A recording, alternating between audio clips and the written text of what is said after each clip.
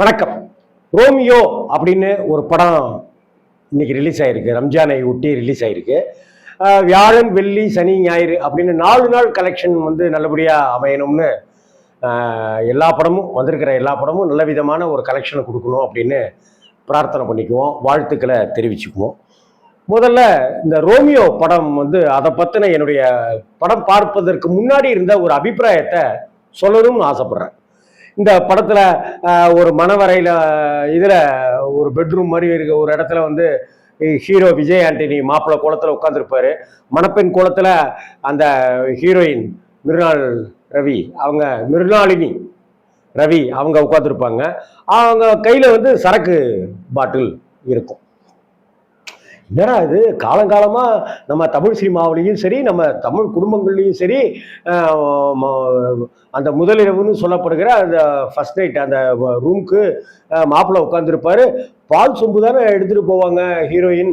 இது என்ன இப்படிலாம் அபத்த களஞ்சியமா படம் எடுக்கிறாங்க சி அப்படின்னு இந்த ரோமியோ படம் மேலே எனக்கு ஒரு கோபம் இருந்தது. தவிர விஜய் ஆண்டனி மேலே எனக்கு தனிப்பட்ட முறையிலையும் கோபம் ஜாஸ்தியாச்சு. ஏன்னா அவருடைய படங்களில் இரட்டையர்த்த வசனங்களோ ஆபாசங்களோ கிளாமருக்கு முக்கியத்துவமோ அது மாதிரிலாம் இருக்காது. ஏன் இந்த மனுஷன் இப்படி பண்ணியிருக்கிறாரு அப்படிங்கிற ஒரு எண்ணம்லாம் படம் பார்ப்பதற்கு முன்னாடி வரைக்க இருந்துச்சு. ரோமியோ படம் பார்த்த பிற்பாடு எனக்கு என்ன தோணுச்சு அப்படிங்கிறத உங்ககிட்ட ஷேர் பண்ணிக்கிறேன். இந்த வீடியோ உங்களுக்கு பிடித்திருந்தால் 1 ரோமியோ படத்தை போய் பாருங்க, 2 லைக் பண்ணுங்க, கமெண்ட் பண்ணுங்க, ஷேர் பண்ணுங்க, சப்ஸ்கிரைப் பண்ணுங்க. இப்போ ரோமியோ படத்துக்கு போகலாம். ரோமியோ அப்படிங்கிறது ரொம்ப அழகான ஒரு ரோமியோ அப்படின்னாலே காதல் படம் தான் அப்படிங்கிறது நமக்கு தெரிஞ்சிருக்கும். ஏன் ரோமியோ அப்படின்னு டைட்டில் அப்படின்னாக்க, படத்தினுடைய கதாநாயகன் விஜய் ஆண்டனி அவர்கள் ஒரு தென்காசி மாதிரி ஒரு தென் மாவட்டத்தில் ஒரு ஊரில் இருந்துட்டு அவர் மலேசியாவுக்கு வேலைக்கு போகிறாரு. நல்லபடியாக காசு சம்பாதிக்கிறாரு. ஆனால் அவருக்குள்ளார இருக்கிற ஒரே ஏக்கம் என்ன அப்படின்னாக்க, தான் கல்யாணம் பண்ணிக்கணும் அப்படிங்கிறது மட்டும் இல்லை, தான் ஒரு பெண்ணை காதலிச்சு கல்யாணம் பண்ணிக்கணும் அப்படிங்கிறது தான் அவருடைய ஆசையா, எண்ணமா, லட்சியமா இருக்கு. மலேசியாவில் அதுக்கான காட்சிகள் கூட அப்படி அமைக்கப்பட்டிருக்கும். ஒரு காதலனும் காதலியும் கை கோத்துட்டு அப்படி போவாங்க. எய்தாப்புல விஜய் ஆண்டனி வருவார்ன உடனே கையை விலக்கிட்டு அவங்க 2 பேரும் பிரிவாங்க. அவர் நடந்து வர்றதுக்காக. வேணாம் கை சேர்த்துக்கங்க அப்படின்னு சொல்லுகிற அளவுக்கு காதல் மேல ஒரு மகத்துவமும் ஒரு மரியாதையும் கொண்டிருக்கிறவர் தான் அந்த விஜய் ஆண்டனியினுடைய கேரக்டர். இந்த விஜய் ஆண்டனி மலேசியாவிலிருந்து தென்காசிக்கு தன்னுடைய சொந்த கிராமத்துக்கு வருவார். அங்கே அம்மாவா சுதா, நடிகை சுதா அவர்கள், பாலச்சந்தர் அமீர்ஜான் படத்துலலாம் நடித்தவர். அந்த சுதா டூயட் படத்தில் கூட பிரபுக்கெல்லாம் அம்மாவா நடிச்சிருப்பாங்கல்ல. ஏன் இதை சுதாவை குறிப்பிட்டு சொல்கிறேன்னாக்க, என்னுடைய கிளாஸ்மேட்டு பாலாஜி அப்படின்னு பேர், நான் அவனும் ஒன்றா படித்தோம். அந்த பாலாஜியோட அக்கா தான் சுதா. நான் ஸ்கூல் டைமில் இருக்கும்போதெல்லாம் அவங்க அக்கா நடிச்சிட்டு இருக்கிறதெல்லாம் தெரியும். வண்ணக்கனவுகள் மாதிரி படம்லாம். உடனே அவங்க அக்கா வந்திருக்காங்கனாக்கா நாங்கள்லாம் துக்குன்னு போனாக்கா ஒரு 40-50 பேர் வீடை சுற்றி நின்றுட்டு இருப்பாங்க அவங்கள பார்க்கறதுக்கு. நாங்கள்லாம் உள்ளே போய் அக்காட்ட பேசிட்டு வருவோம். அந்த சுதாக்கா தான் இந்த படத்தில் விஜய் ஆண்டனிக்கு அம்மாவாகும். இளவரசு சார் என்னுடைய இனிய சகோதரர், அவர் அப்பா கேரக்டர்லையும் நடிச்சிருப்பார். மாமா கேரக்டரில் தாய் மாமா மாதிரி ஒரு கேரக்டர் அவர் விடிவி கணேஷ் பண்ணியிருப்பார். இவருக்கு மலேசியாவிலேருந்து வந்திருக்கிறவருக்கு கல்யாணத்தை பண்ணி வச்சிடணும் அப்படின்னாக்கா, எனக்கு இன்னும் அது வரல அப்படின்னாரு. எது வரல அப்படின்னா, காதல் வரல அப்படின்னு சொல்லுவார். சரி, அதுக்காக காத்திருப்போம், என்ன செய்யறது, பையன் இப்படி சொல்லிட்டானே அப்படின்னு தவிப்போட அப்பா அம்மாலாம் இருப்பாங்க.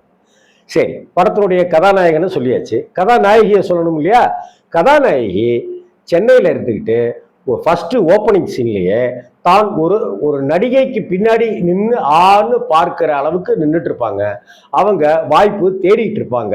ஆக அவங்களுக்கு தான் ஒரு நடிகை ஆகணும் அப்படின்னு ஹீரோயினுக்கு ஒரு ஆசை. ஹீரோவுக்கு காதலிச்சு கல்யாணம் பண்ணணும்னு ஆசை. ஹீரோயினுக்கு நாம பெரிய ஸ்டார் ஆகணும் அப்படிங்கிற ஆசை.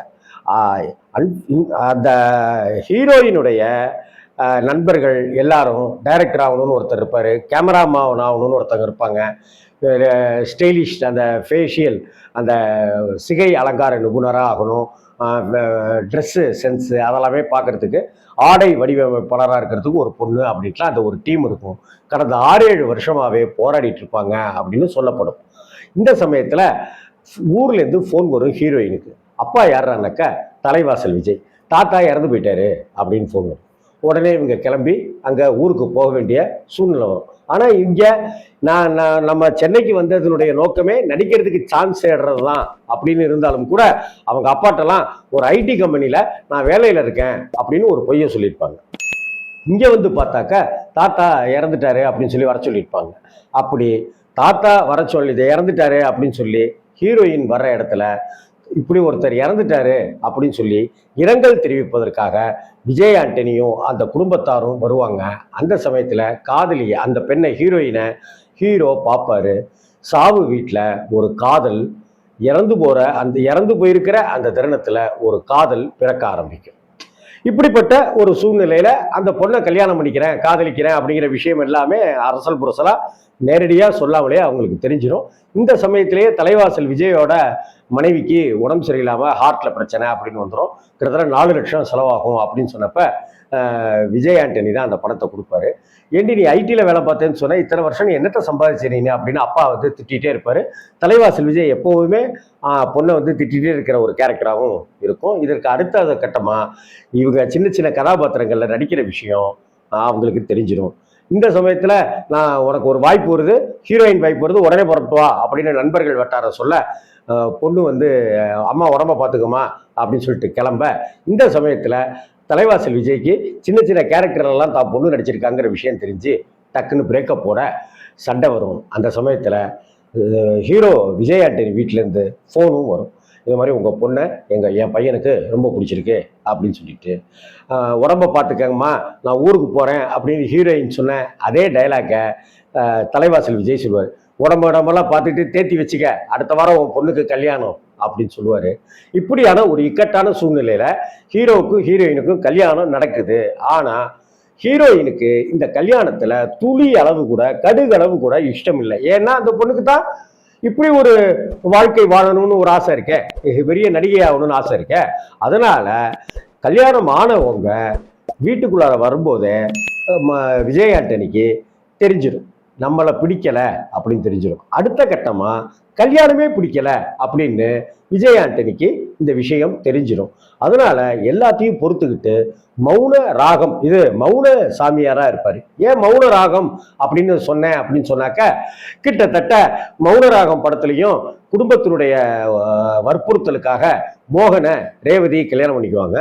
அதற்கு பிறகு உனக்கு என்ன வேணும் அப்படின்னு கேட்ட உடனே டைவர்ஸ் தான் வேணும் அப்படின்னு ரேவதி கேட்பாங்க இல்லையா மௌன ராகம்ல.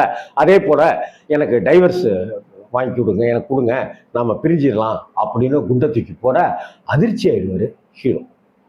இந்த சமயத்தில் அதே சரி அப்படின்னு அதுக்கும் ஒத்துக்கிறதுக்கு தயாராக இருந்து, எப்படியா இருந்தாலும் டைவர்ஸ்க்கு உடனே கொடுக்க மாட்டாங்க, ஒரு 6 மாதம் டைம் ஆகும்ல, அந்த 6 மாதத்துக்குள்ளார நான் அவளை எப்படியும் மாற்றிடுவேன். ஆமாம், பொண்டாட்டியை கரெக்ட் பண்ணுறதுக்கு ஏதாவது ஐடியா இருந்தால் சொல்லுங்கள் அப்படின்னு தன்னுடைய மாமாட்ட கேட்பேன்.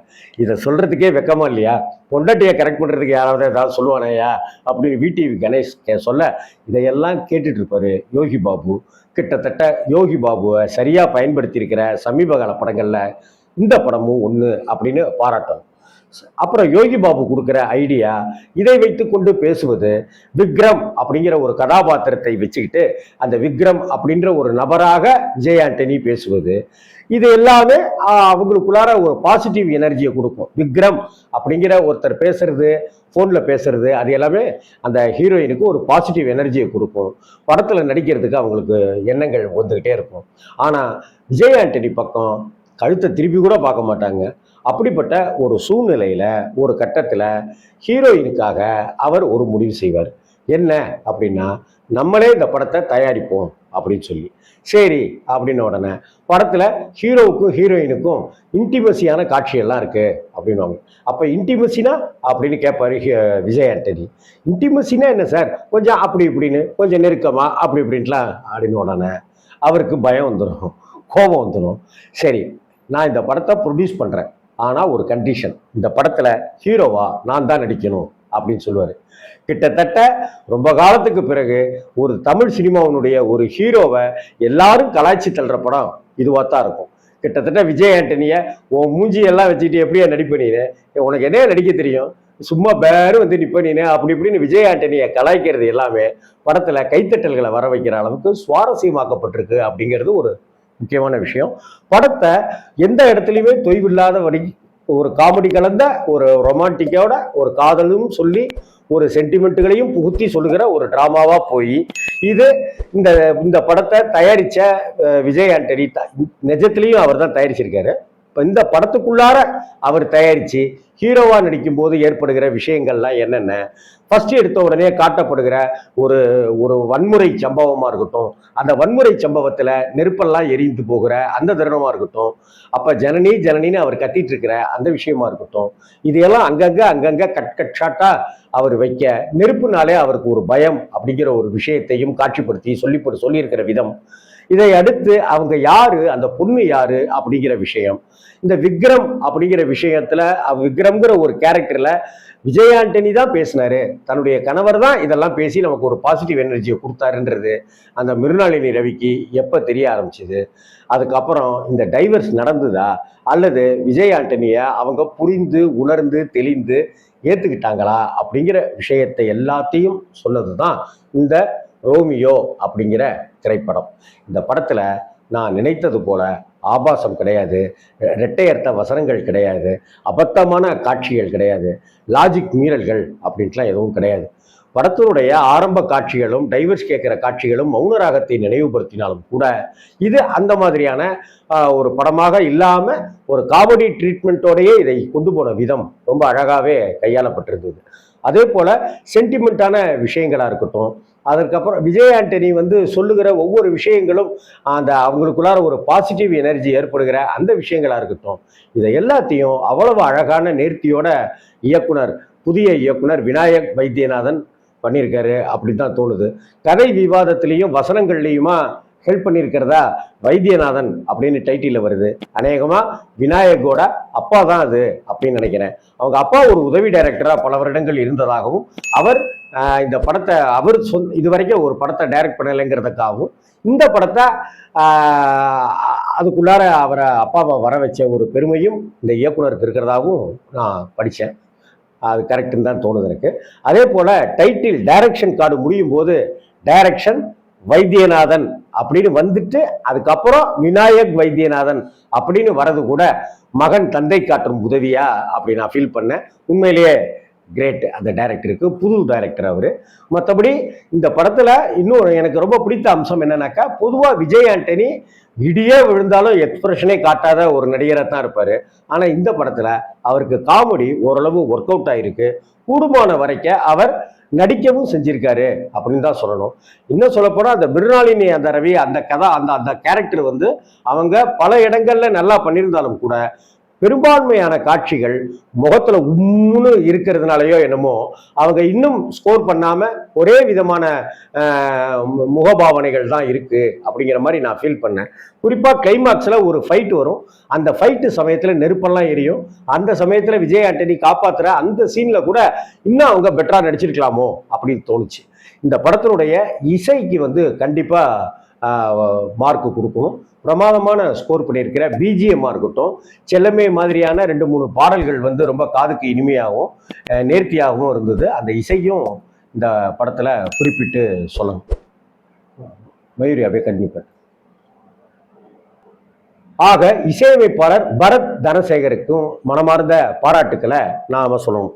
இதை தவிர படத்துல பெரிய பெரிய நடிகர்கள் எல்லாம் இல்லாம பெரிய கூட்டத்தெல்லாம் வச்சுக்காம ரொம்ப அழகா அதை மெயின்டைன் பண்ணி ஒரு லோ பட்ஜெட் படமாகவும் அதே சமயத்துல ஒரு அழகியலோட ஒரு பிரம்மாண்டத்தையும் காமிக்கிற விதமாகவும் ரொம்ப நல்லாவே பண்ணியிருக்கிறாங்க. அந்த டைரக்டரா நடிக்கிற அந்த பையன், அந்த பொண்ணு, அந்த நம்ம காமெடி கேரக்டரில் வரக்கூடிய அந்த கேரக்டராக இருக்கட்டும், இளவரசு, சுதா, அங்கே விடிவி கணேஷ், தலைவாசல் விஜய், இந்த பக்கம் யோகி பாபு, அவர் யோகி பாபு கொடுக்குற ஒவ்வொரு கவுண்ட்டு, இது எல்லாமே படத்துக்கு பலம் சேர்க்கிற விதமாகவே இருந்தது. இந்த படம் கிட்டத்தட்ட இன்டர்வலை சேர்த்து 2.5 மணி நேரம், அநேகமாக 2.25 மணி நேரம் படம். இன்னும் ஒரு 10 நிமிடம் மட்டும் குறைச்சிருந்தாக்க இன்னும் ரொம்ப அழகா ரொம்ப பிரமாதமா இந்த படம் இருந்திருக்கும் அப்படின்னு எனக்கு தோணுது. ரோமியோ அப்படிங்கிற இந்த படத்துக்கு 5 ஸ்டாருக்கு நான் கிட்டத்தட்ட 4 ஸ்டார் கொடுக்குறேன். நல்ல படம், நல்ல ஜாலியாக இந்த விடுமுறை நாளில், கோடை விடுமுறை நாளில் ஒரு என்டர்டெய்னர், ரொம்ப அற்புதமான என்டர்டெய்னர் ஒரு படம் இது. இன்னும் படத்தில் பல காட்சிகளுக்கும் பல வசனங்களுக்கும் கை தட்டுறாங்க. ஒரே ஒரு சீன் தான், அதை மட்டும் நான் சொல்கிறேன். நான் ஸ்பாயில் பண்ண விரும்பலை. சார் நீங்கள் கோபமாக வரீங்க சார், ஹீரோயினை வந்து கோபமாக பேசுகிறாங்க சார், நீங்கள் வந்து பலாருன்னு, நீ என்ன ஒரு ஆம்பளையா நீலாம் அப்படின்னு ஹீரோயின் கேட்குறாங்க சார், நீங்கள் பலாருன்னு அரைகிறீங்க சார் அப்படின்னு அந்த படத்தில் வரக்கூடிய டைரக்டர் நடிக்கிற ஹீரோவாக நடிக்கிற விஜய் ஆண்டனிக்கிட்ட சொல்லுவார். அப்போ விஜய் ஆண்டனி கேட்பாரு, ஏன் சார் அடித்தாதான் ஆம்பளைன்னு நிரூபிக்கணுமா, அப்படி அடிக்கிறது தான் ஆம்பளைன்னு அர்த்தமா, சீனை கொஞ்சம் மாற்றுக்கலாம் சார் அப்படின்னும் போது தேட்டரில் அப்படி ஒரு கிளாப் சல்லிச்சு. இது மாதிரி அந்த சீன் மட்டும் இல்லை, படத்தில் நிறைய காட்சிகள் இப்படி கைத்தட்டல் வாங்குகிற அளவுக்கும் எல்லோரும் குலுங்கி சிரிக்கிற அளவுக்குமாகவே இருந்த இந்த ரோமியோ படம் தாராளமாக பார்க்கலாம். விஜய் ஆண்டனிக்கு அவருடைய கரியரில் இந்த படம் ரொம்ப ஒரு முக்கியமானது, ஒரு ஸ்பெஷலான படம்னு தான் சொல்லணும். வணக்கம். லைக் பண்ணுங்கள், ஷேர் பண்ணுங்கள், சப்ஸ்கிரைப் பண்ணுங்கள், கமெண்ட் பண்ணுங்கள்.